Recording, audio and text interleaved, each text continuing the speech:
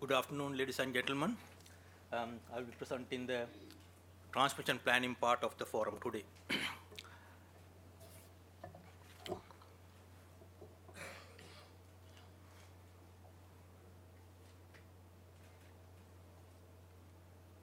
Right. I thought there was a contents page, but it was missing. In my presentation, I will talk a bit about the transmission adequacy, and then I will go on to talk about the challenges we are facing in planning transmission systems today. And then I will also give you some idea about the innovations, because innovation is the key tool on meeting the challenges we are facing. And I will also capture a bit about the work we are doing on reviewing the reliability standards for the New South Wales.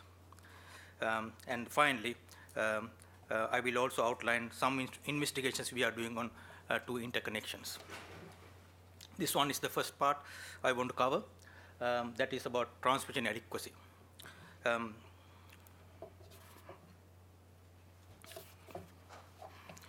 We perform planning reviews every year, and this forum is the result of one of those such a review. The reason a review is required because we may change over the years the way we use energy or consume energy. That basically means change in demand.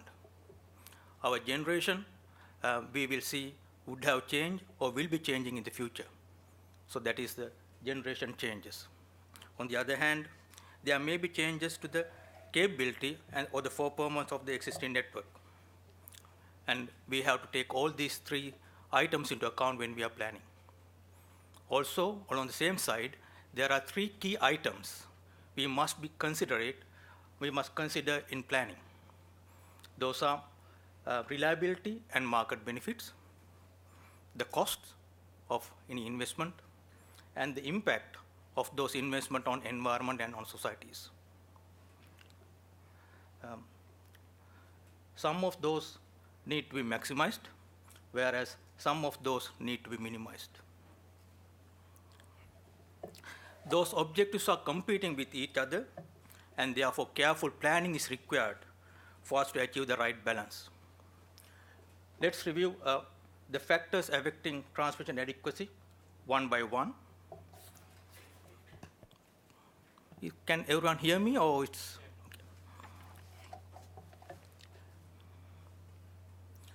Electricity peak demand. I am not going to talk too much about this slide.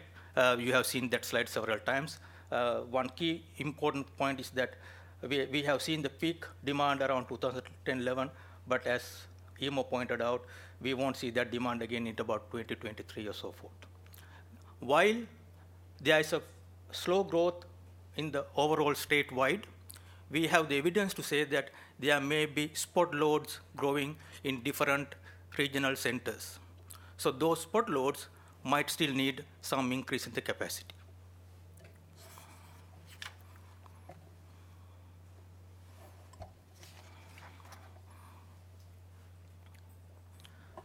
This is the present generation and generation development scenarios. What we have seen that over the last year, the generation developments are led by wind generation. In the last year, either there are three wind farms either being commissioned or being constructed: Gallant Range, Bokarok, and Taralga. And the significant change was the decommissioning of generating unit 7 into Welrawang and placing generation unit on standby. That took away about 1,000 megawatt of generation out of system. Over the next, this slide shows the generation interest we have seen from various developers. Over the next 10 years, there is approximately a total of 800 megawatt of solar interest, 2,400 megawatt of wind interest, and 750 megawatt of gas interest, what shown as other in this graph. You can see that solar is fairly widespread all over, and wind also the same way. Another important point is that presently and also in the future, there's a significant generation interest happening in southern part of New South Wales.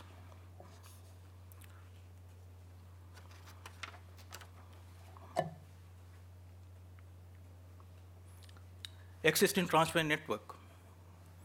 Gary pointed out that prudent asset renewal is continuing. Our peak demand has reduced over the last few years. For in the 5 to 10 years, demand is unlikely to reach what we have seen in the past. Therefore, we should be able to meet the demand over the period with the existing grid, as someone pointed out. Only caveat is that some augmentation may be needed, as I said, in some regional centers to cater for spot mining loads. Depending on the new generation developments and the existing generator retirements or mothballing, we may see some constraints in the interregional links.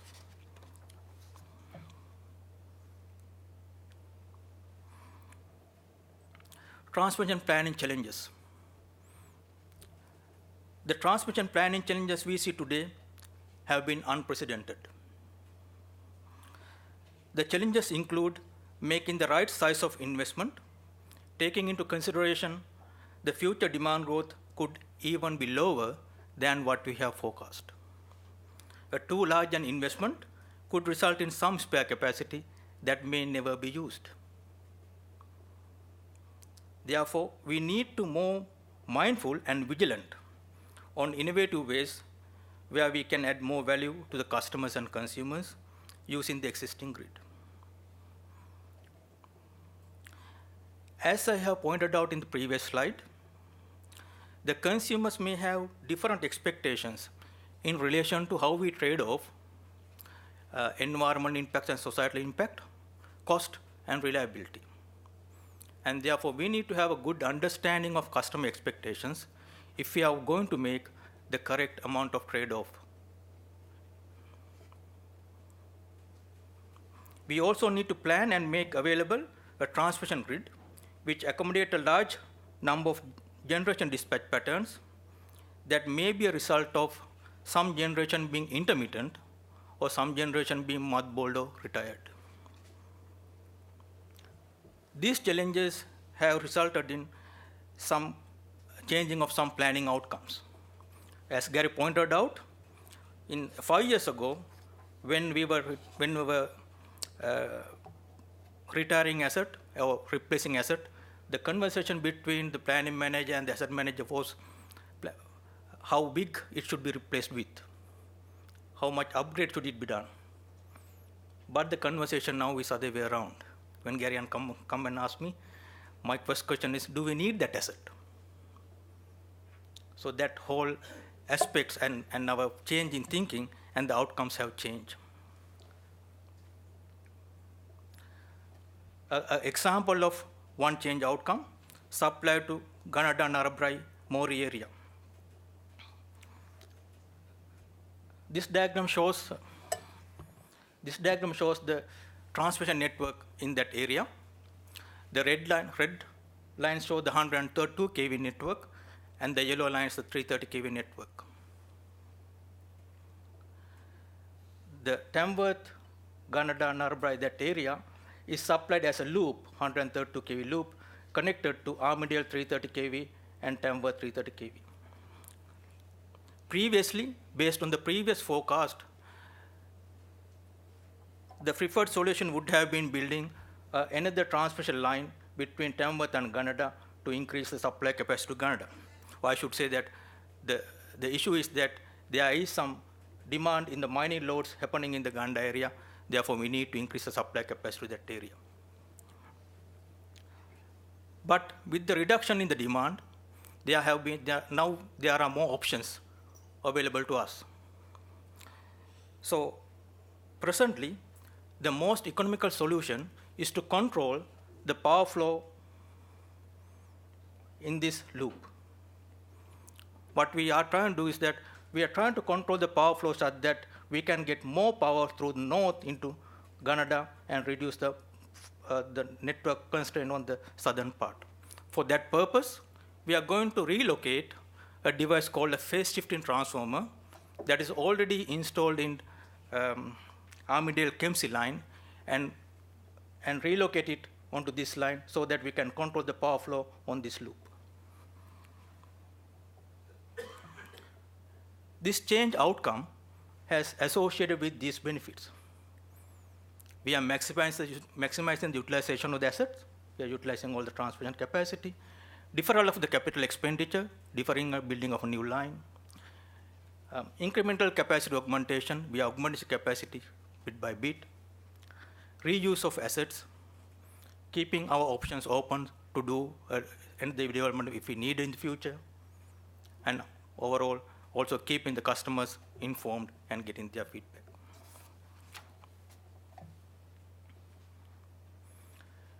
Another example of change outcome is supply to Beryl-Mudgee area. It's a similar kind of situation. Beryl and Mudgee is supplied from this 132 kV loop, which is connected to Wellington 330 kV sub and the Walravang 330 kV sub. While earlier, the preferred solution with the demand growing up is to create another 330 kV substation at Beryl and connect to Wellington Waller line. With the reduction in demand, other options have become available to us.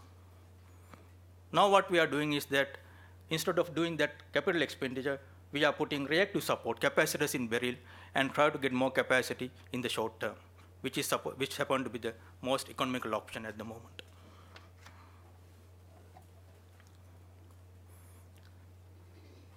Another example is supply at Orange. That's what a good example of the synergies between asset management and asset planning.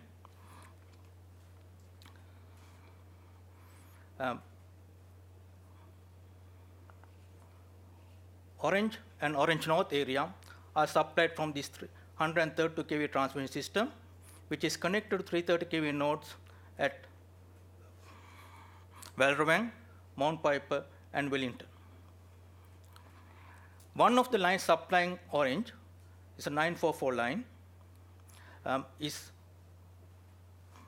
944 Mount Piper, yeah, 944 line, which is aging and is in need of replacement. While the robust long-term solution would have been to replace the 944 transmission line with a new transmission line, the reduction in demand also led us to look at other options available. What we could do is to increase the utilization of the transmission lines supplying Orange area, which is underutilized at the moment in the northern part, and therefore get more power from here and reduce power coming from this way. So our option is to put some series reactors to stop power flow from this direction and get more power from here, and to put some capacitor support to keep the voltages up in the Orange area. This has been the most economical option at the moment. Power in Sydney's future. I think you have heard about this one from Mel, and you may have attended the stakeholder forums we had recently. Again, this is another good option of saying that we can defer a costly cable solution by looking at and obtaining network support, which is more economical to do.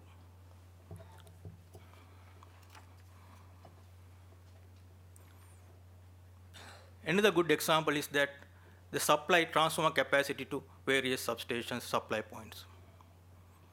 With the reduction in the demand, we were able to reduce the number of transformers that need to be replaced at some of the substations. For example, in Canberra, there are two 400 kV transformers needing replacements, but we will be replacing only one of those. Newcastle, there are 4 transformers needing replacement, but we have been replacing only 3 of those. And this, again, provided all these benefits. And if the load goes up, there's an option for us to go and put a new transformer in.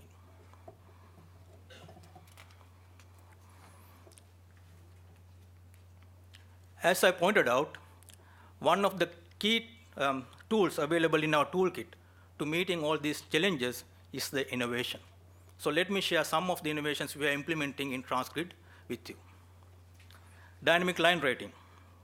We are proposing to install dynamic line rating on more than 30 lines. dynamic line rating will enable us to transfer more power through existing transmission lines when the environmental conditions where the lines are operating are more favorable. That will be more beneficial to the wind farms who want to send more power through those lines. And the example is that measurement of monitoring power quality.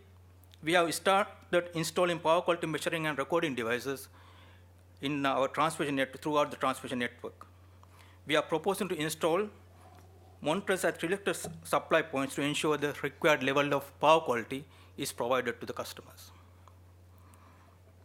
I have already given you examples of controls of power flow and relocating and reuse of assets. The last one is about use of the state-of-the-art planning tools. We are presently upgrading our planning software platform to a state-of-the-art graphical integrated solution platform. The new platform we have selected is a software package called DigiSilent Power Factory, which is manufactured by a company called DigiSilent in Germany. The diagram shows the graphical representation of the New South Wales power system within the planning tool.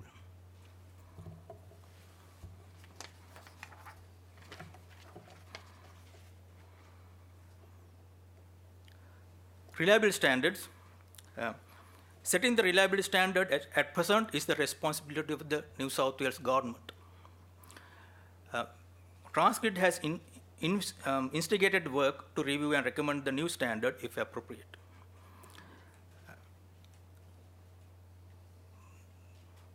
We expect to complete this review by the end of the first quarter of next year. As you know, AEMC has completed its review on transmission reliability standard in November. The conclusions of that review is aligned with Transgrid's desire to move into an economic assessment-based reliability standard.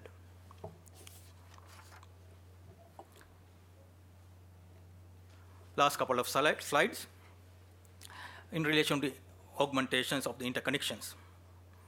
Transgrid and PowerLink has been investigating the options and cost benefits of augmenting QNI. As a part of RITI process, we have been consulting with stakeholders since 2012 the options for augmenting the QNI link. At present, we are preparing the project assessment conclusion report as the last part of this consultation. We have investigated the costs and benefits of various options under number of scenarios, number of market development scenarios. The results show that no augmentation option could provide a clear benefit under all the salient scenarios considered, and hence the conclusion was a network investment may be significantly risky at this present time. We will still monitor the market development and the level of power flow constraint on KVNI and reopen the investigation again if required.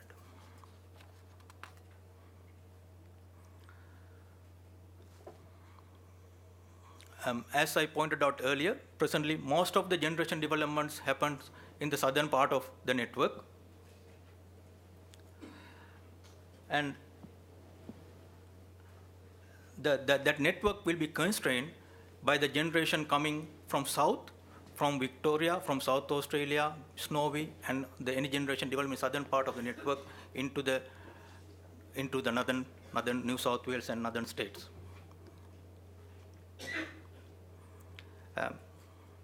The installation of DLR, as presently proposed by Transgrid, might help us a bit in reducing the constraints on those lines.